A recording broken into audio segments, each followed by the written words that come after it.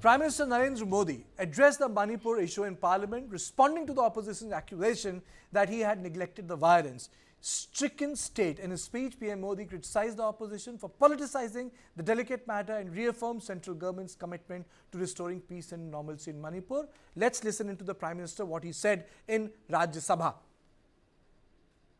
इस समय मणिपुर में बाढ़ का भी संकट चल रहा है और केंद्र सरकार राज्य सरकार के साथ मिलकर के पूरा सहयोग कर रही है। आज ही एनडीआरएफ की 2 टीमें वहां पहुंची है, यानी कि प्राकृतिक मुसीबत में भी केंद्र और राज्य मिलकर के मणिपुर की चिंता कर रहे हैं। आदरणीय सभापति जी, हम सभी को राजनीति से ऊपर उठ करके वहां की स्थिति को सामान्य बनाने में सहयोग करना चाहिए, ये हम सबका कर्तव्य है। आदरणीय सभापति जी, जो भी तत्व मणिपुर की आग में घी डालने की कोशिश कर रहे हैं, मैं उनसे आगाह करता हूं कि ये हरकतें बंद करें। एक समय आएगा मणिपुर ही उनको रिजेक्ट करने वाला है, ऐसे लोगों को। आदरणीय सभापति जी, जो लोग मणिपुर के इतिहास को जानते हैं, मणिपुर की घटनाक्रम को जानते हैं, उनको पता है कि वहां का सामाजिक संघर्ष का एक लंबा इतिहास रहा है। उस संघर्ष की मानसिकता की जड़ें बहुत गहरी हैं, इसको कोई नकार नहीं सकता है। और कांग्रेस के लोग ये न भूले कि मणिपुर में इन्हीं कारणों से 10 बार राष्ट्रपति शासन लगाना पड़ा है। इतने छोटे से राज्य में 10 बार प्रेसिडेंशियल रूल लगाना पड़ा है, राष्ट्रपति शासन लगाना पड़ा है। कुछ तो मुसीबतें होगी। Congress responded to Prime Minister Manipur's statement and countered his claim that things are returning to normal. Congress MP from Inner Manipur, Dr. Bimal Akhoijam, accused the Prime Minister of trying to deflect the real issue and said it's unfortunate that he tried to normalize the situation in Manipur. Whatever he said is in one sense is very disappointing and unfortunate because it normalizes the situation. You know, he talks, for example, that there are schools and colleges are open. He doesn't know that the Kukli students can't come and join Manipur universities and so on, or Metis can't go and attend Churachampur Medical College and so on. You know, so this is not normal. And there are 60,000 people there living in relief camps, and it's everyday violence they are facing it. So, and even today, yesterday or today, there was this violence again started. So it is going on. It's continuously, people can't go into certain areas. That statement is seeking to normalize the situation. It's very unfortunate. I think there should be a genuine attempt to answer certain questions now. But I think Prime Minister did not mention this. Unfortunately, he was trying to normalize the situation. And on this, I am joined by Professor Bhagat Oinam, concurrent faculty, Center for the Study of Northeast, JNU, Yang Misao, Sohas Chakma, Brijesh Pandey. Let me straight away go to Brijesh, take the opening comment from him. Is BJP on back foot in Manipur? Oh, absolutely. BJP is on the back foot. There is no denying it. And the fact of the matter also is that, the BJP has lost both the seats there in Manipur, and they have not been able to get the narrative back on track despite, several high-level security meetings being done. And there is a, earlier it felt like, only one ethnicity was against the policies of the center and state. But now it looks like it's very clear that, that both sides are not very happy with the way things are moving. There's no political settlement in sight, in long sight, and the kind of acrimony which is there, or absolute distrust between the two ethnicity. One thing is very clear that, the task is clearly cut out for the center, and center is not making friends, that is for sure. Okay. Professor Oinam, is Bharatiya Janata Party on back foot in Manipur? Well, I would like to go along with Brajesh that the way the peoples have voted, the new member of parliament itself shows that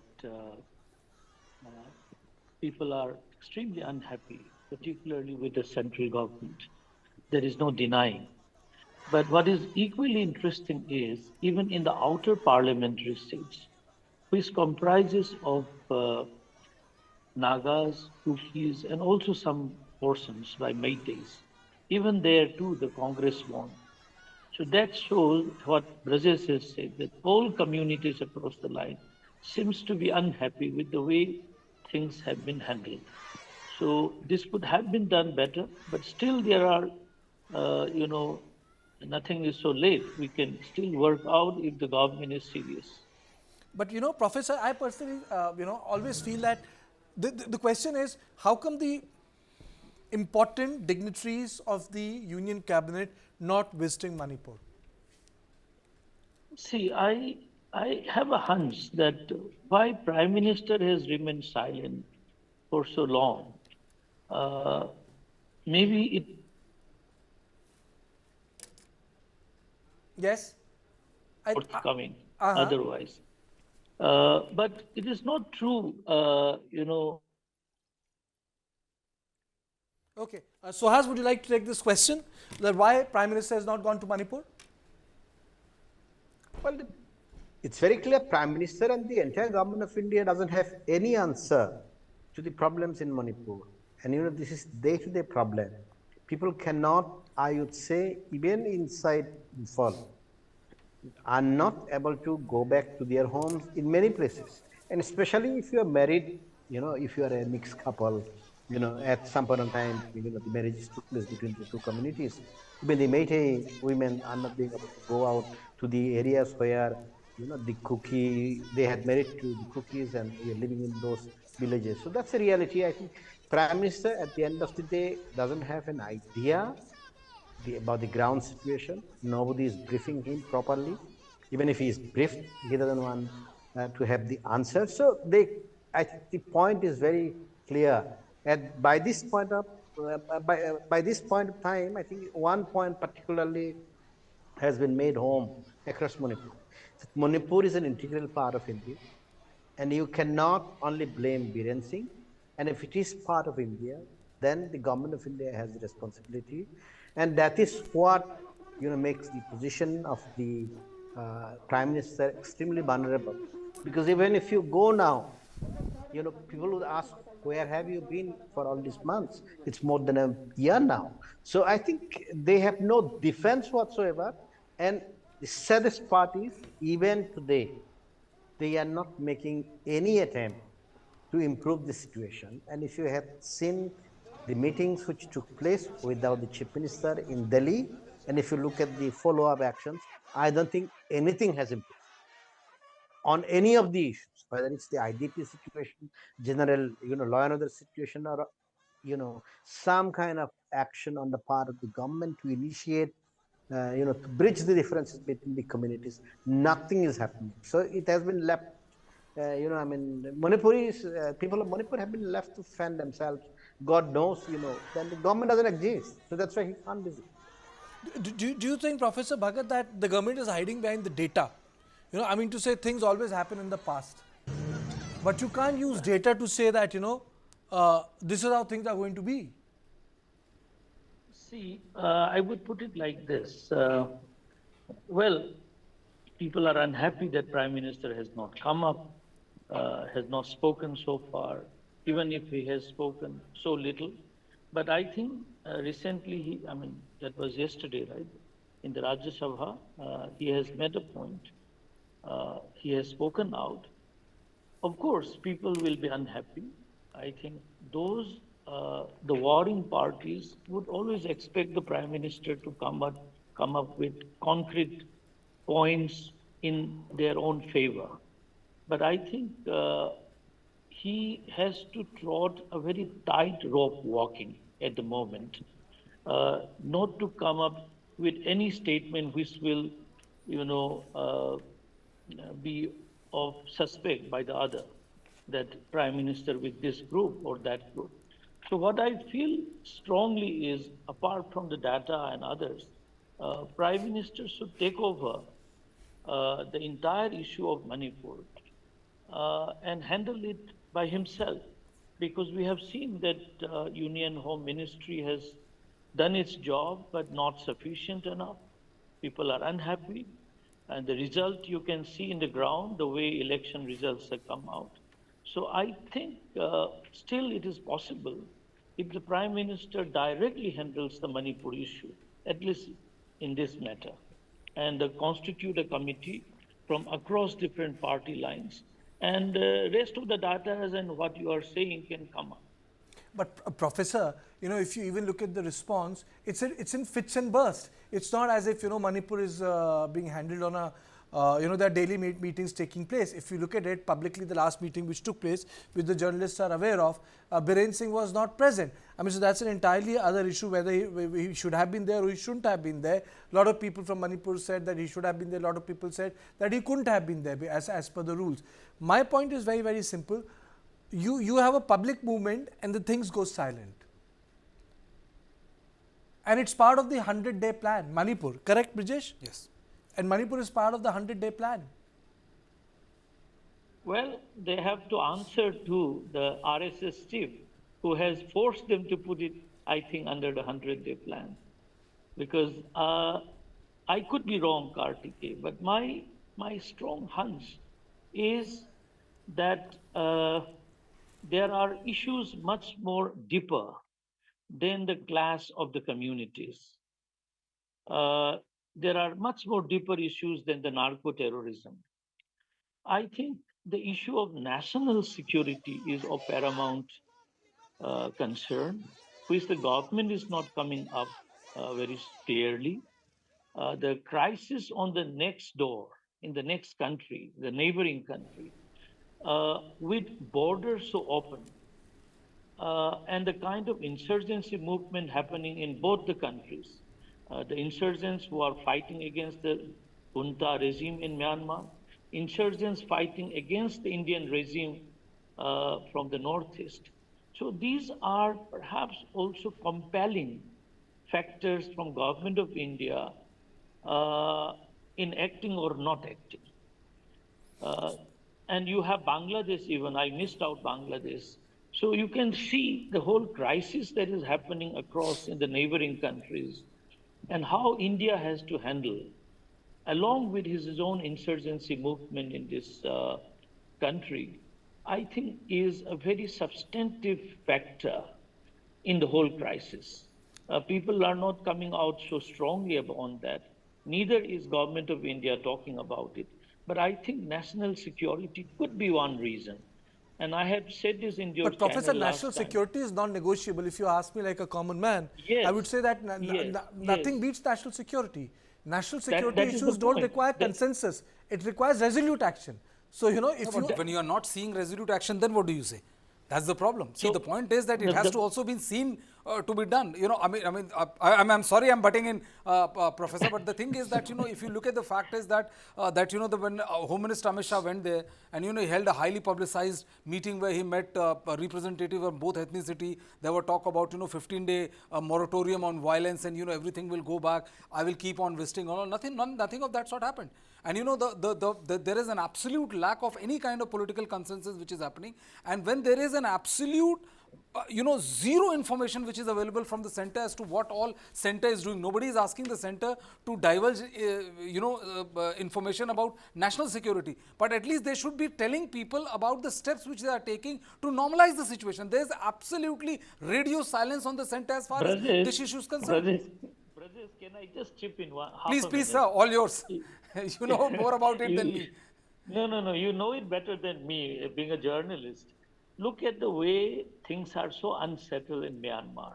It looks like, I said this in the last, appearance as well, that perhaps India is watching that what to act, because you have a big China trying to intervene in Myanmar, and India has to safeguard its own interest. And you have insurgents of Northeast India settling in Myanmar, and I don't know how true it is, even getting shelter from junta government of Myanmar. And then you also see the PDF and Chin insurgents who are fighting against the Myanmar government, somehow getting shelter in Indian side. So how true it is, I may be wrong totally, but this whole India's uh, indecisiveness, which people are suffering, has to do with this crisis, I believe. Okay, Swast, you wanted to come in? And I want No, to ask you the question, what are the deeper issues? no, I think I disagree with Bhagat only on one issue because the crisis in Myanmar, the junta started falling only after the war started in October 2023. The Brotherhood Alliance started the onslaught on the junta in October 2023 and it's continuing. But the riots in Manipur had started in May 2023. So it's almost 6 months prior to the collapse of the junta. So that's one aspect. The second aspect is if you look at the statement of the Prime Minister, what did it say? What did he say? He said the Congress was very much aware that there were 10 to 12 occasions when the president's rule had to be declared. So yes, the SI he had, meaning, I mean, there are some chronic problems, which, everybody is aware of it. Therefore, he is not taking any action. See, otherwise, why would you make the reference that, president's rules were declared between 10 to 12 times? It has nothing to do with it. So that message, I think, makes it very clear that the government of India is not in a position to deal with the chronic problem in Manipur. So whatever that chronic problem it is, that's a different issue. But if you look at the statement of the Prime Minister, so he is saying that because Congress could not deal with this kind of situation, the only question I think which Congress would have asked, we at least dare to declare president's rule. You are not even declaring that. So we So are I not think doing that, this, right? yeah, you are not even doing that. So I would say that I mean the question of Myanmar has become an issue. You would say in the last 6 months. Prior to that, it wasn't an issue. If Suhas, you ask me so, today, yes, Suhas, can I just interject? You know, yes, please. you also know it very, very well. I mean, I'm a student of philosophy only from a backbencher I'm watching, but you are involved in all this. You know it well. See, falling of the junta in the last 6 months is a fact, but you also know how international politics are played out. And people say that junta has been supporting many of the insurgent groups of India. Earlier, if you remember, it was the Bangladesh government who was sheltering many of the insurgent groups of Manipur. And our own UNLF chief, former, was arrested from Bangladesh. Dafa. So when Sheikh Hasina's government became very aggressive against the insurgent groups from the northeast, they shifted their bastion from Bangladesh to Myanmar. It's a fact. So there is this insurgency, counterinsurgency, playing of the state. But I will come to you, agree with you that in this game of diplomacy, in national security, insurgency, poor peoples are suffering. How long are you going to let this go? There I am with you, Sagma, that, Suhas, that government is not doing enough, at least to tackle this human aspect of the suffering. Apart from this, there are floods, It's so unfortunate that, at one level, Manipur is dealing with insurgency. On the other level, you have floods, recurrent floods. One happened because of the rainfall. Another happened because of the monsoon. Manipur is battling with this, I think, lot of crisis simultaneously, isn't it, Swas?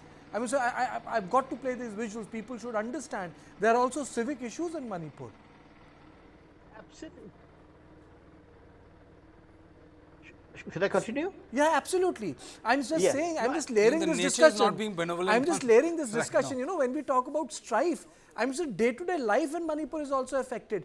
हम लोग दिल्ली का flood दिखा देते हैं, Bangalore drowns, Delhi deluge, Jaipur drowns. Just because northeast is far away, तो उसका flood नहीं होगा. असम में कितनी बार फ्लड आएगा तो थोड़ा सा ही दिखाया जाएगा. I mean to say, somehow northeast needs to be part of the national imagination. My whole point of doing Manipur is to say that northeast is part of the national imagination. Gurgaon ka I flood think- will take 12 hours of TV. But if entire state of a northeast gets flooded, it will not get 5 minutes. I think in the scheme of the government of India, I mean, it might be a very strong statement. And I'm being I think- self-critical. There is no government. I'm being self-critical. I'm from media. And I'm saying this.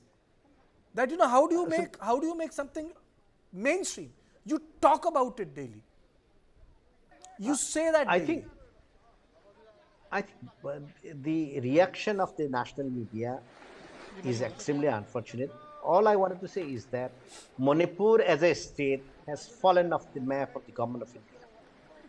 Despite the security challenge which Bhagat had mentioned about, you have the ethnic riots, which is the internal problem, and you have this kind of flood situations, and you can imagine, the kind of life people are leading without access to basic amenities, because sometimes national highways are blocked. People just can't even travel. You cannot imagine the situation in Manipur. It has become completely failed state, and that's why I think Dr. Bhagat is right in one point, that the national security parameters require government of India to take this step. Otherwise, the conflict, or India will get sucked into the conflict in Myanmar. And I just want to supplement one point. The challenge is not Myanmar government supporting the Indian insurgents. They won't do that beyond a certain point, because junta still remains the main interlocutor of the government of India. I think the biggest problem in Myanmar, which the government of India knows, and everybody in that particular security situation knows, is that the insurgent groups in Myanmar, we are able to topple the junta because of the support of the Chinese government at different levels, including the Arakan army, which was one of the weakest group, and today they have taken control over entire Rakhine province, except the Sittwe. The Chin state has fallen, Sagaing has fallen, Kachin state have fallen. So what will happen is very clear. You will have the Chinese arms, ammunition, Correct. money, drugs, everything flowing into Myanmar. And the government of China will say, we have nothing to do with it, because these are things which are being Okay. sold, traded off by the insurgents. And that is what makes Prime Minister intervention absolutely necessary. And the saddest part Okay. is neither they are looking at the Fair flood, enough. neither they are looking at the ethnic conflict, neither they are Okay. looking at the national Okay. security. Okay. Okay. 30 seconds to you, Professor Bhagat. 30 seconds. Agree with what Suhas has said, that government of India has to be forthcoming, because you cannot keep wait and watch tactics. You have aggressive Chinese policy, which India is not sufficiently deterring, and you are also not handling the internal crisis, which are man-made Okay. crises, which government could have done it earlier. So they have to act very fast. Prime Minister, I make it a point again, must intervene strongly and not leave it to his colleagues. Absolutely, I agree with you. And now let me play out the bite of the Chief Minister of Manipur, Biren Singh, on the current situation. Very unfortunate. This is the second time. After Hailstorm, one flood has taken place, and this is the third time, I think, including the Hailstorm. Very unfortunate. But I'm happy that all the machineries are engaging, and particularly from the central government also. Two NDRF teams has already sent with equipments, and here the state police force and the Assam Rifles, Fire Brigade and the paramilitary forces and MRIRV, all are getting involved, and the BLS volunteer also working 24/7, and all possible help government is going to provide. And then now rescue operation from the internal villages are taking place. I think we have to be a little bit careful if rain is there. So another 1 day, 1 or 2 days more, we have to be careful. Everything has been open. Rescue team has already in the various places, and relief camp has already opened. Everything is ready. it is not only breaching of the river bridge, it is overflowing due to the heavy rain. So that is the problem.